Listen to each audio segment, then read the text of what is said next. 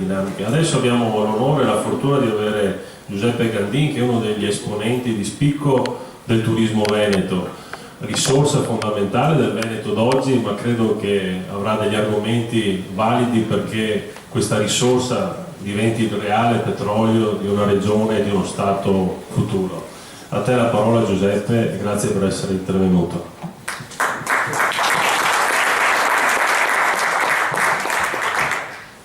Grazie, buonasera a tutti. Che dire, la situazione politica la conosciamo tutti, quella finanziaria anche. Il fondo lo stiamo raschiando e stiamo sprofondando. Ormai a livello, io mi occupo di turismo, di agriturismo a livello nazionale, frequento i ministeri, frequento i palazzi, diciamo, della politica e non c'è niente da non c'è un ragno dal buco da cavare. Diciamo che questa situazione che ci siamo trovati addosso non ha sbocchi, non c'è nessuna alternativa. Sentiamo parlare di Tares, Tarsu, Tia, cioè cambiano un nome ogni quarto d'ora, ci mettono nel casino più infinito, non sappiamo cosa dobbiamo pagare, cioè dobbiamo pagare un po' di tutto perché una scavalca l'altra, però rimane, una traccia rimane. Adesso sta arrivando quella delle immondizie, la ex Tarsu, la ex Tia e così, sono delle stangate enormi. Non si è mai sentito parlare da questo governo, dai governi precedenti, di dire le pensioni massime vanno a 5.000 euro o 6.000 euro, cioè tagliamo tutta quella cosa là.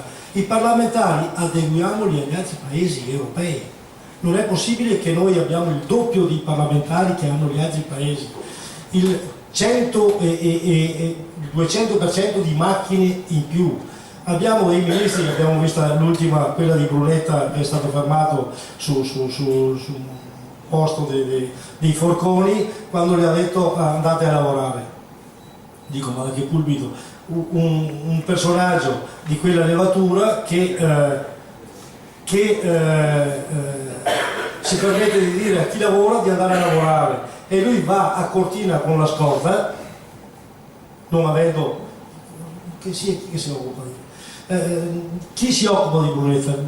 Nessuno, perché lo schiacciano subito. Comunque io l'altro giorno a Arezzo un convegno sull'agricoltura, che era il Salone Nazionale dell'Agriturismo. Nel mio intervento ho accusato il Ministero dell'Agricoltura di essere la rottamazione dei ministri. Si sono indignati e mi hanno praticamente quasi richiamato, nel senso, ho detto testuali parole, ho detto prendiamo il Ministero dell'Agricoltura, è la rottamazione dei ministri. Io 3 anni che frequento il Ministero ho cambiato 5 ministri, non si riesce a fare niente, qualsiasi progetto, qualsiasi cosa viene automaticamente buttata là perché ogni ministro vuole la sua firma, il suo parere, la sua cosa, perciò non si riesce a portare avanti un accidente. Abbiamo mai visto gli industriali eleggere come suo presidente un agricoltore, non lo so, un dottore o così? No, è un industriale. Perché noi dobbiamo avere a livello di ministro uno che di agricoltura non ne conosce niente? Prendiamo, escluso Zaia, da Galan a Romano, Catania, la Di Girolamo, poi lasciamo perdere, cose turche, perché di agricoltura non sanno assolutamente niente. Ho detto, è meglio un agricoltore scemo che un laureato, uno con 2 lauree che non capisce niente di agricoltura. Ecco, allora poi mi hanno fatto richiamare e così, e l'ho detto, ancora che non l'ho detto tutto perché volevo continuare, non mi sono fermato, perché se andate in sala dei ministri, che è una sala più o meno un po' più piccola di questa, attorno ci sono tutte le fotografie dei ministri dell'agricoltura, ne saranno 200. Su 150 anni di Italia abbiamo 200 ministri, ditemi voi se non è una rottamazione questa, e una volta duravano molto di più. Ecco, sempre il cimitero era di Puglia. Comunque, tornando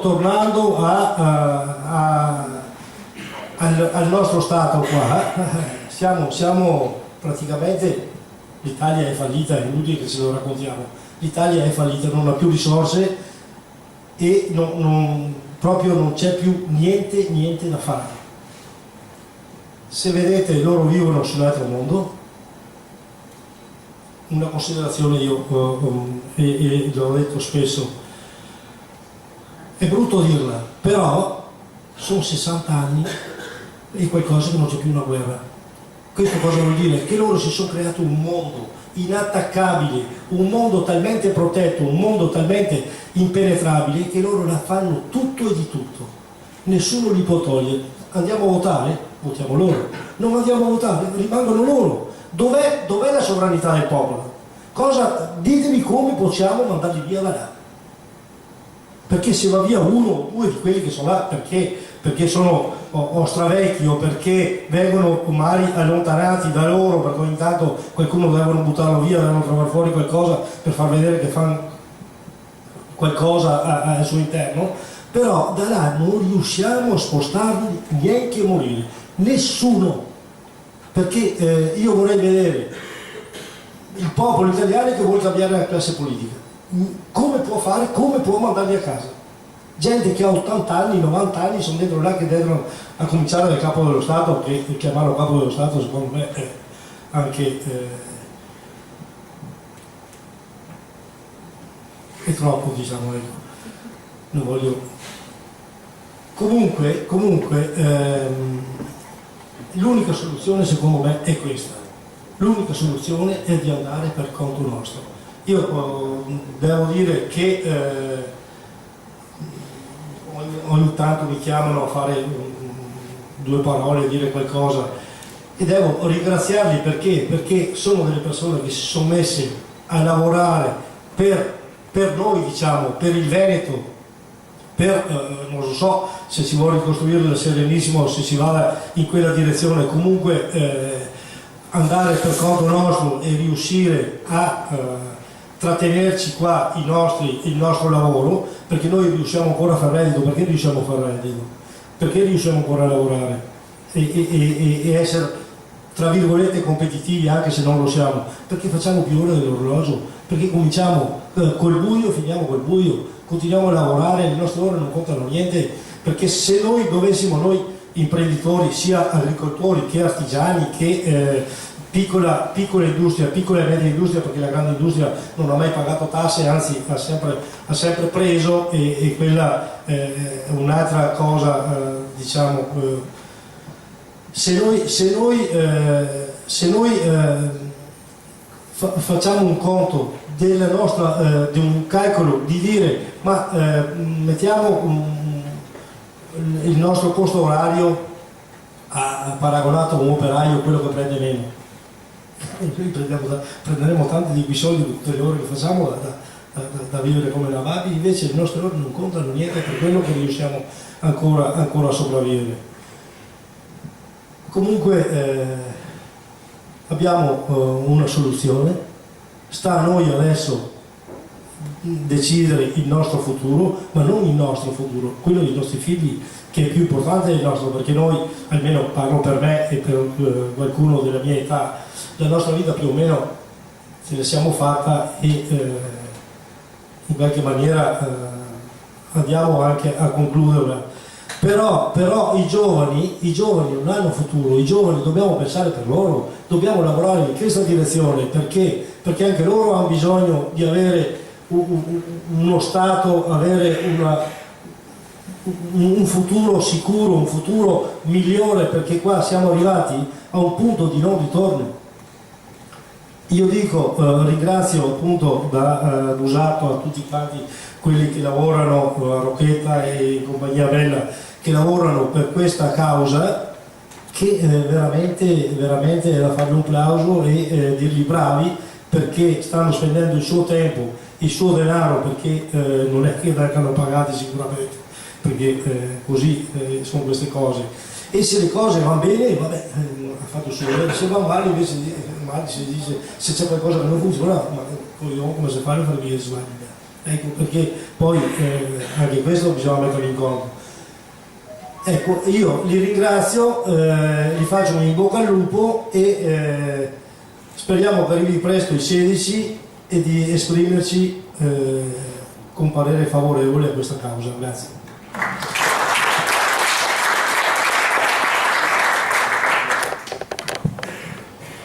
Il Presidente Gandini diceva che l'Italia è fallita.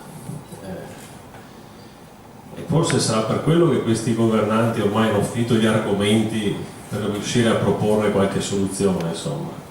Ormai tutte le promesse le hanno fatte, sono passati anche i tempi per capire che quelle promesse erano solo delle bugie per tirare avanti, e quindi restiamo soli. Rivediamo i Veneti e ritorno sul tema dei presidi che sono sul territorio, al quale stanno gridando un disagio incredibile e impossibile da sostenere per molto. Non sanno neanche loro quali potrebbero essere la soluzione, sta a noi proporla. È una protesta che, se cominciate a rifletterci e la provate a interpretare attraverso i messaggi che arrivano dalla TV, vi mandano fuori strada, perché cercano di categorizzare la protesta, ecco, sono i giovani del fronte, sono gli altri dei centri sociali. Noi che giriamo il Veneto in macchina tutti i giorni e che frequentiamo i presidi, ci siamo accorti che lì non ci sono categorie, lì ci sono giovani, studenti, pensionati, c'è il Veneto che non ce la fa più. Questo Veneto non riesce a essere compreso. Addirittura uno dei capi del sindacato di un sindacato veneto ha descritto che